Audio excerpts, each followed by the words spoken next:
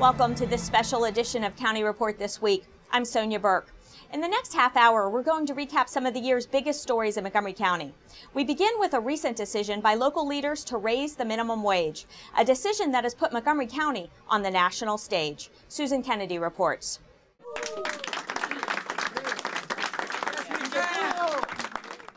The new law will raise the minimum wage to $11.50 per hour by the year 2017. The measure was overwhelmingly approved by the council and signed into law by the county executive without a hitch. It's signed. Councilmember Mark Elrich led the charge to raise the minimum wage.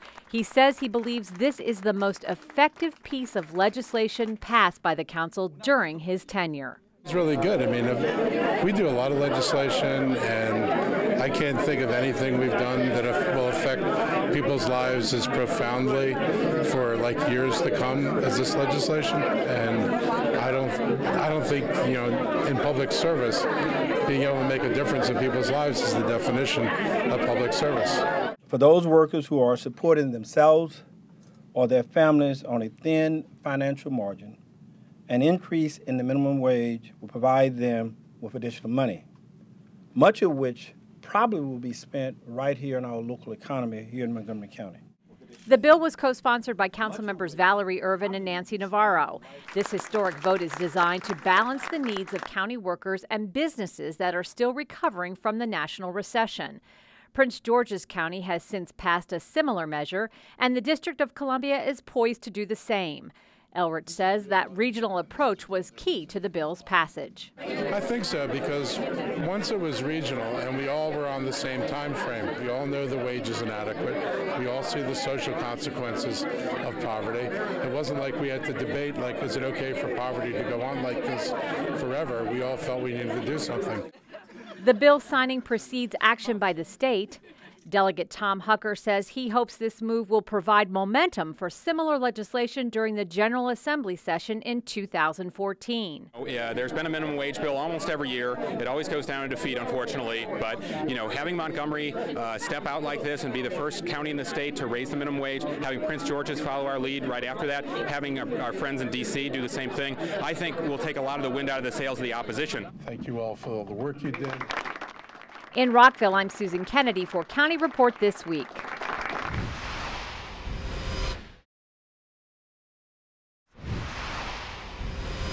Getting around on two wheels is now a little easier now that the Capital Bikeshare Network has expanded its program to Montgomery County.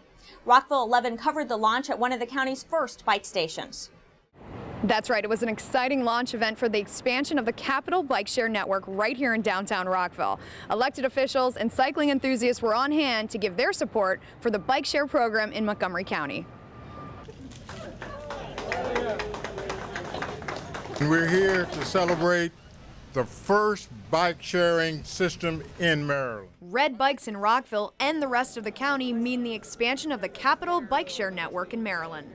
Bike sharing provides short-term bicycle rentals at self-service automated solar-powered docking stations. The launch event brought out supporters of the program. And there's no question that Montgomery County is the leader in bike paths, bikeways, and bike share.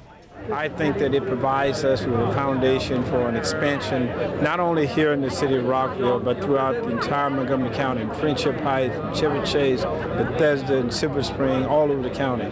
We are joining a regional network, as you know, from the District of Columbia, Arlington, Fairfax, Alexandria. So I think it's exciting for the riders, for our young people, for any and everybody who want to be part of the bike sharing program. A lot of good reasons to ride a bicycle, but I think the main reason is because it's fun. And I think bike share is going to open up the fun of bicycling to a lot more people, and they're going to realize that it's a great thing that you can incorporate into your everyday life. Rockville's Bike and Pedestrian Safety Coordinator Kevin Belanger worked with the county's Department of Transportation to launch the program. He gave us a tutorial on how bike sharing works. If you have the full year membership, that's what this thing does here. It's $75 for a full year membership, and it gives you unlimited 30-minute trips you want to take around town. If you go over 30 minutes, it costs you $1 per every 30 minutes on top of that. You'll take your key fob, you'll stick it into the hole right here. You'll wait until the light turns green, and you'll just hop up on pull the seat back, comes out pretty easily. When you're done with your trip, go back to the station, find an empty dock, and just shove it back in, wait till the light turns green, and you're good to go. You can walk away from it. Membership options include anywhere from yearly registration to 1 day. For more information and a map showing installed stations in the county, go to montgomerycountymd.gov/bikeshare. For County Report This Week, I'm Bridget Suiso.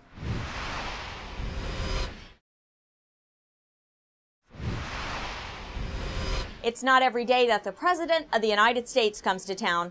Earlier this year, President Obama visited a woman-owned construction company in Rockville, where he discussed the impact of the budget battle. Well, hello, Rockville. During the first week of the federal government shutdown, President Obama paid a visit to a Montgomery County construction company, where he pressed Congress to end the shutdown. While many local leaders attended the invitation-only event, area residents, some of them furloughed employees, lined the streets outside M. Lewis Construction in hopes of catching a glimpse of the president's motorcade. I'm furloughed, so I wanted to come and show my support for him. I thought it was pretty neat. There's a lot of security here. Lots of security. The most exciting day of my life. I didn't get to see him at the inaugurations, you know. So for him to come to our backyard, I mean, this is just absolutely amazing. It was pretty neat. I mean, I work in the district. We see his motorcades go by a lot. But like I said, I'm kind of an amateur photographer, so I like to just get good shots. And I got a pretty good shot of him. If you could talk to him, do you have a message for him? Yeah, stay the course. Came down to see the president. I've never seen him before, so. I saw him in the back seat by himself. He was second car in. The limousine coming in. It's nice to see the president coming out and seeing what we are, what we're doing here and what our businesses do here in Rockville. The construction company employs about 250 workers, and its owners said they were honored to host the president. I feel a sense of overwhelming gratitude and awe that the president would take a look at companies like ourselves. They also praised Montgomery County officials. We are so delighted to be part of a county that is so business friendly and actively supports the business community. I think we can't stress that enough. And we're very pleased that the president singled them out as a great local business that's helping our economy grow strong.